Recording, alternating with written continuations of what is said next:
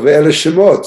So, these are the names, right? So they're not just going down as a pack of a happy family going on a vacation, hopping in the in the minivan.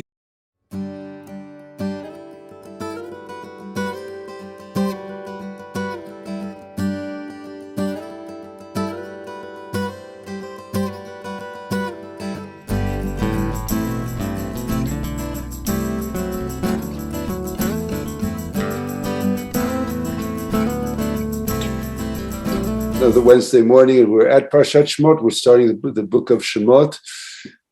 So we will actually look at the first pasuk. We'll look at the source sheet. Here we go. So it's Parshat Shemot, Exodus, the book of Shemot, chapter 1, verse 1.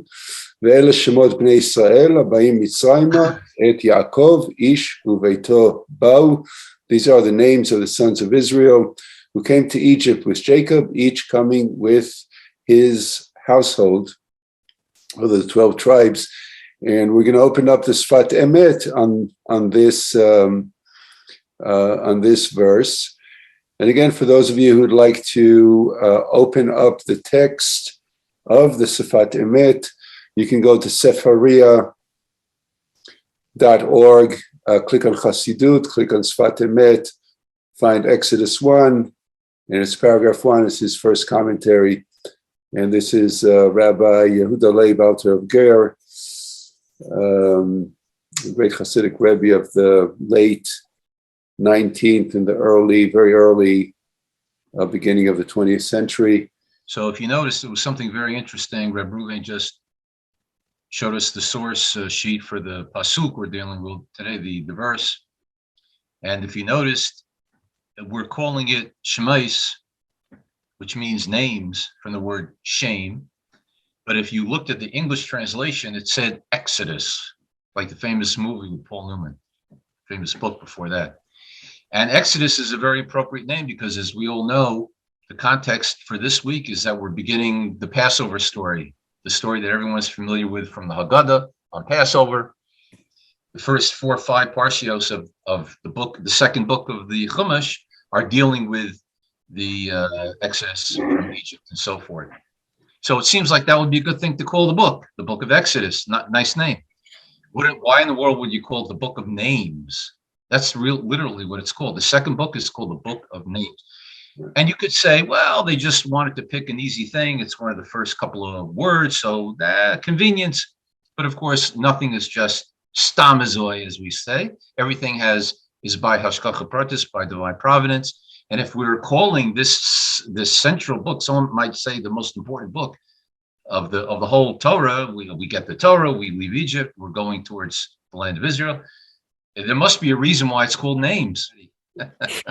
All right. So, So good. So the Sfat Emet starts actually with quoting exactly that verse that we just read. Maybe I'll just repeat it again. That these are the names of the sons of Israel who came to Egypt with Jacob, each coming with his household.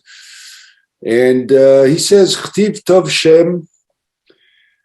Shem Tov, Chtiv Tov, Shem Tov, Mishemen Tov. So he's quoting a verse from. I believe it's Kehelis. Oh, it's from Koheles. Okay. So, and it says, it's better to have a good name than good oil. And the interesting thing is Shem and Shemen, name and oil are very similar. The word name is Shem, and the word for oil is Shem with an added nun, so Shemen.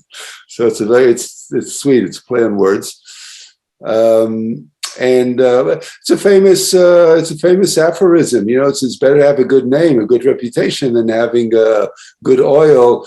I think the simple meaning of that is to have like material wealth, because oil was an expensive and essential product for. You want to say something about that? No, sure. That's exactly right. The simple, most obvious meaning is, we see it unfortunately, we see it in the newspaper every day, the news about some very famous rich person that falls from grace, has the reputation ruined because of a miscalculation and an action in speech, in the area of speech or in the area of action in this world, and they fall from their high perched castles and all the money in the world, the billions and millionaires and billionaires, and now they feel ruined. They're ruined by. So it seems that this is exactly what Shlomo HaMelech, King Solomon, is saying. That even not just from a spiritual sense, but in the material world, it seems that somehow people want to get rich and want to be famous, but ultimately, even those people, what they really seek and feel and know is more worthwhile is a good reputation, which is an interesting thing in and of itself. A good reputation, yeah. So this is the simple formula for decency, basically. I think it's like what are you willing to sacrifice to have riches, and you're in trouble if you're sacrifice decency. Anyway, so in the Midrash Kohelet, and in the Midrash on Kohelet, it says, Shem Tov, Tov Shem Tov, Hananya Mishal Shetzu Min Ha'esh, Minadav V'avihu Shenisrefu V'ayu Nimshachim B'Shemen HaMishcha. So the Midrash here gives like an example in the biblical narrative. You want to talk to that, Rebelli? So there's a story. This is really beautiful on many levels, and it's the whole setup for what the Sfas Emes wants to teach us today. So I'll just briefly give you the context. In the book of Daniel, which takes place during the Babylonian exile, the king Nebuchadnezzar, I don't know how you say that in English, but he destroyed the first temple in Jerusalem, and he brought the Jews out into exile into Babylonia. The Babylonian Empire. Among the Jews was Daniel, who became a prophet. He was a prophet. He became he became on good terms with the king. The king used him as what we would call today a court Jew. He took him as an advisor and whatnot. He realized his greatness and his wisdom. And amongst the court Jews that this Babylonian king were three other gentlemen whose names we just heard: Mishael, Hananiah, Azariah, and Mishael. Anyway, to make a long story short, this Babylonian king became convinced that he was a god, and he wanted people to bow down to him as an idol. And these four Jews refused to bow down to the king. And Daniel was spared because the king liked him a lot. The other three guys weren't so lucky. They got thrown into the furnace, the fire. And a miracle occurred for them, and they came out of the fire unscathed. In the Torah, in the Bible, we have a story that the ending wasn't as good, a nice, happy ending, where two of the Aaron Akain's, the high priest's sons, entered the Holy of Holies in order to perform a certain service there, which they did not have permission actually to do. And just to say, their names were Nadav and Avihu. That's the reference. Avihu, two of his four sons. And they were killed. The fire came down from heaven and took their souls away, and they were killed because of this. So now we get back to our verse. A good name is worth more than good oil. So here we have the second level of interpretation. The good oil here, the Medrash says, is the oil of anointing that the high priest, who are the highest level, the highest elite class amongst the Jewish people at that time, they were anointed with an oil. That's right. They're inaugurating into their service. So, but a good name, these three fellows had self-sacrifice on behalf of God's dignity. They were not going to bow down. They walked the walk. They weren't special people. They were just normal people. They weren't Kohanim. They weren't high priests or of the priestly class. But they through their toil and effort, they achieved something, and they were spared. Whereas the guy who sort of was born, these two fellows who were born into it, so to speak. That's right. They were killed. So here we see an actual physical example of a Right. case, in a Right. most extreme case Yeah. of where someone's good repitation Right. exceeded Yeah. the good oil, so to speak. Good illustration. So the Sfat Yeah. Emet is going to open this up now. Perush shemen tov mi shenitan lo gdula min hashamayim kinyan hakohanim. So the meaning of shemen tov could be those who are who received greatness, stature from on high, from heaven, just like the priests. Were dedicated to the divine service, and there's example in David Abihu. Aval tov but it's better for it's better, it's advantageous that a person would earn their stature through their toil, through their work, like Hananiah, Mishael, and Azariah. What's interesting here is that he's also putting in a little bit of a plug for rabbis, because, I mean, the tension between the priestly class and the rabbinic class, or the Prushim, at the time, was that the Kohanim, the priests, they inherited it was inherited. They didn't earn it.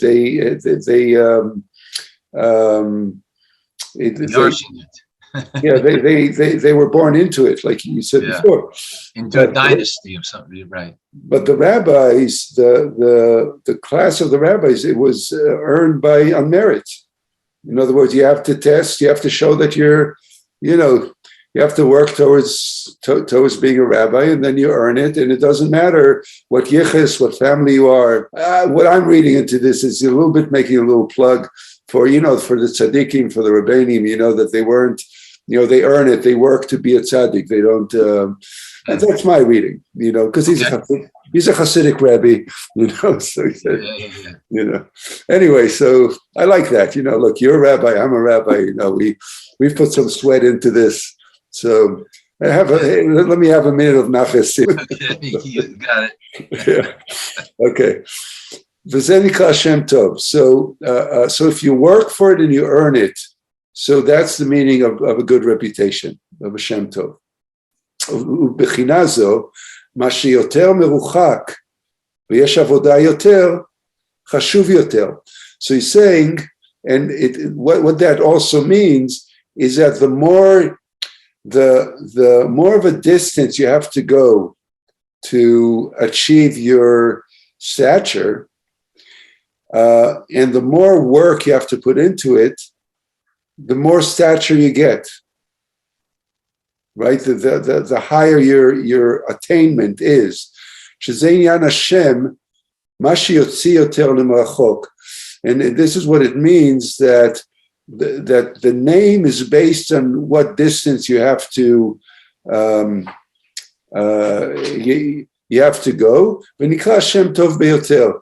And so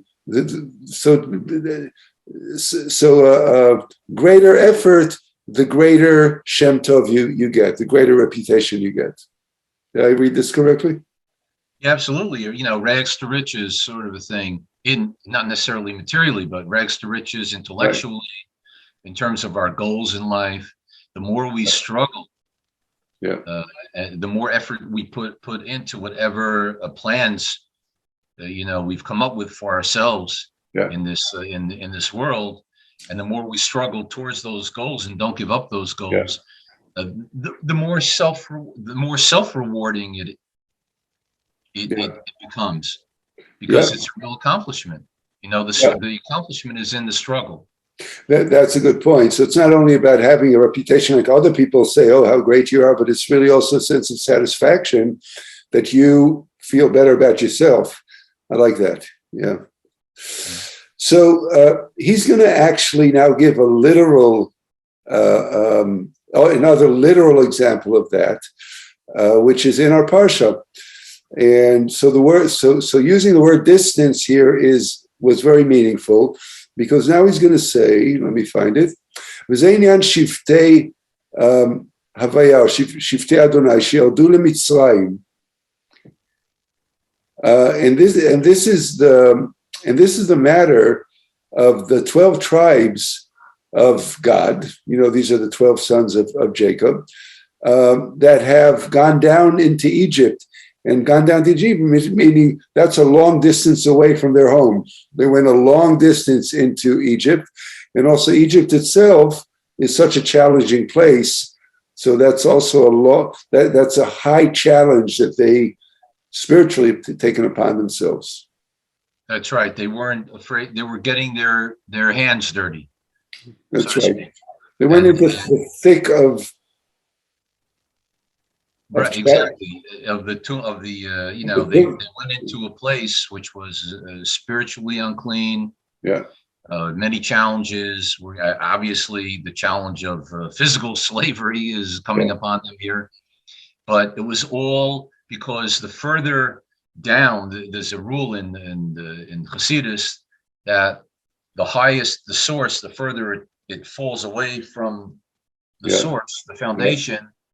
But that's all for the purpose of an aliyah. That's right. Well, as we will see. Yeah, right. You will go right to that. So, but yeah, I think what I want to say is he's talking about the physical distance, but he's also the spiritual parallel of that is that they went into a place that had such a difficult spiritual influence. And that's also a distance. So it was a falling. To go down to Egypt was actually a falling of a long distance from their spiritual stature. B'fchinat Shemot, in the aspect of names, so ki havot hayu chutz mi'ateva.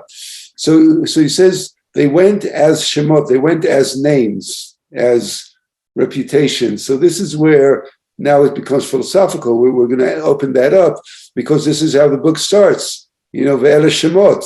So these are the names, right? So they're not just going down as a pack of a happy family going on a vacation. Hopping in the minivan. No, this is like it's the names of these people, the reputations of these people are traveling down into Egypt. So it's a dafka, what's the meaning of that? And as he's going to explain, ki ha'avot hayu chutz min hateva, because we know that the forefathers, the avot, the 12, including Yaakov, by the way, also their father, hayu chutz min hateva, they were above nature or above this world. They're so spiritually great, in other words, that they were exceeded the limitations of the natural world. And they were attached to the Holy One. They were enlightened. They were tzaddikim. They were high beings. They have attained that stature of being very close to God and spiritual giants. He says that they were a chariot or a vessel for God all the time. So what a description of spiritual accomplishment, right, and stature. Right. The metaphor of the Merkava, of the chariot, is brought a lot in the Kabbalah and the Zohar and the Chassidus. Yeah. The analogy is that just like the wheel of a wagon goes in any direction that the driver pulls it towards, short or long, a big turn or a small turn, it doesn't have its own identity. It just goes wherever the driver pushes it to. So too, the avos are at such a high level, as you said, that they naturally, it's interesting, they were above nature in this sense, but it came because it came so naturally to them. So the point, I like what you said about the Merkava with the wheels, because the point is that when they go to Egypt, they're not going because, we know the pshat of the story that they went because of the famine, but they're on a spiritual level, they're going because they're being sent there. They're going on a mission. The famine is part of the machinations of kind of setting it up in the physical world. But on a spiritual level, they're going there because they are the chariots. They are being driven by, by a divine purpose and a divine mission. And here we go. והשבטים הם שמתפשטים האורות הקדושה גם בתוך הטבע.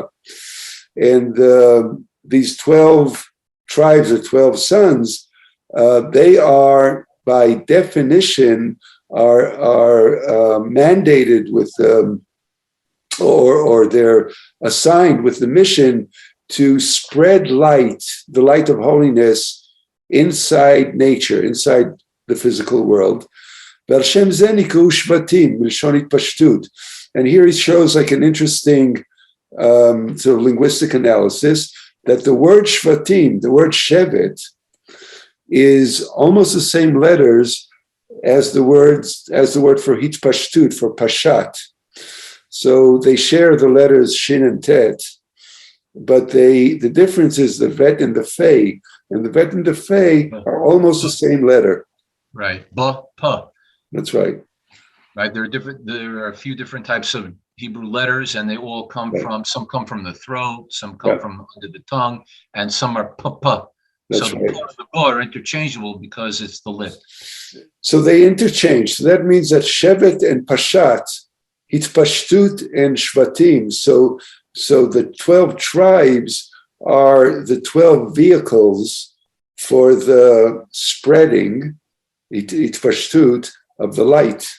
And the Zohar, has a whole breakdown of which exact light each shevet is responsible for, based on the names of the shvatim and all that.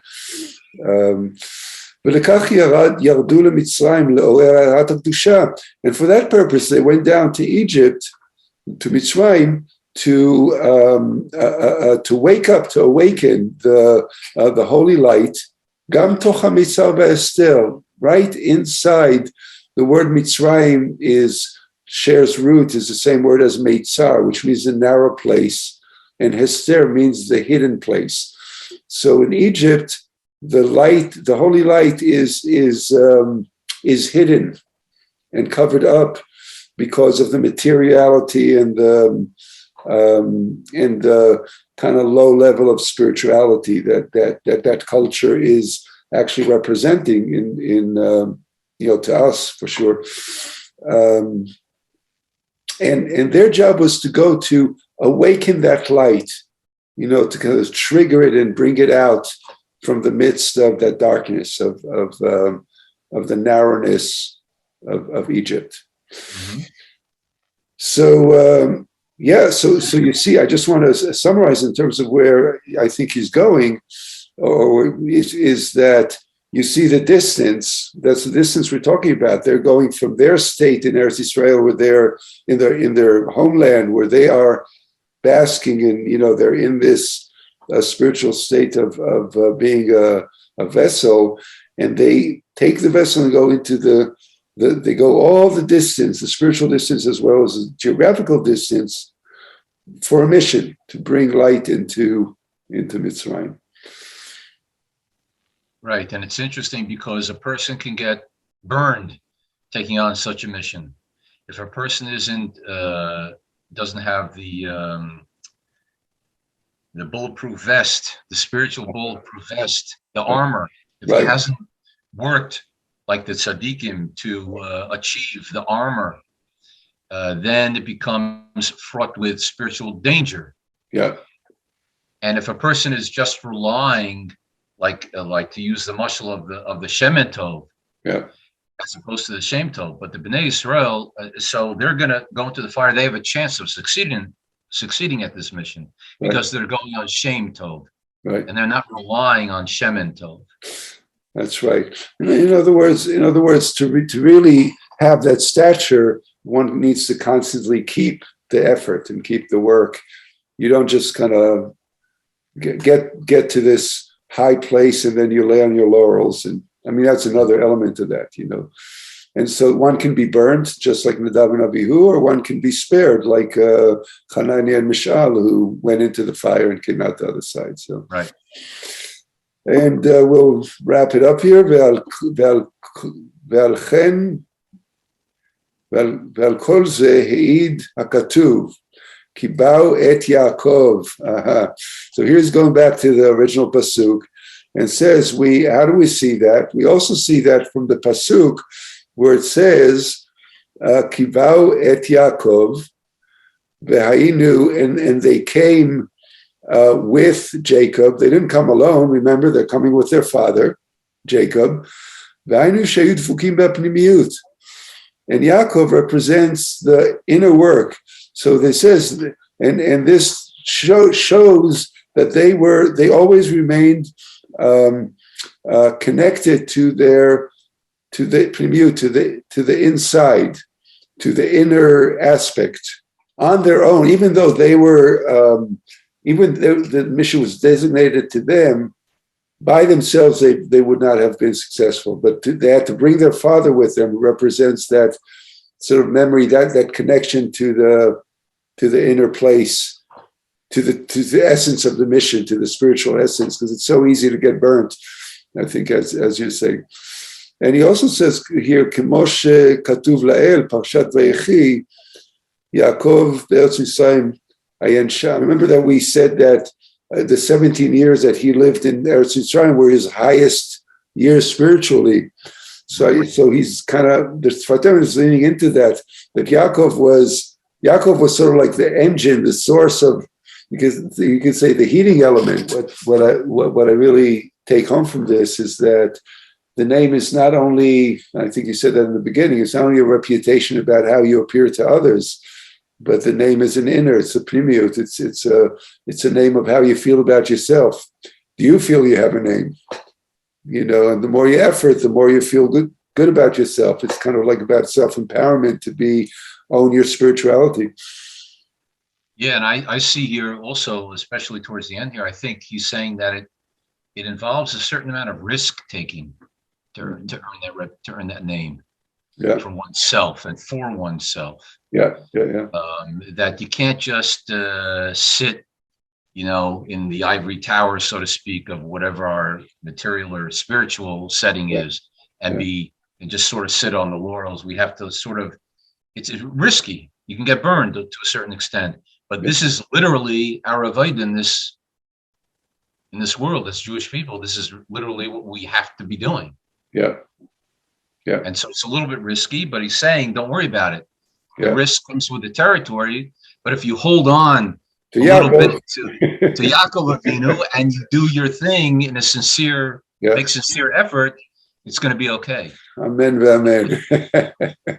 Thank you, Sfat Emet. Maybe we all be blessed to travel safely and also have the courage to take the risk and know the difference between Shem and Shemin, between material success and spiritual success, and a good name. Have I mentioned subscribing and liking? Please do that. We'll get together again, God willing, next Wednesday. 9:00 in the morning, and I think that's it for today. So, shalom for now.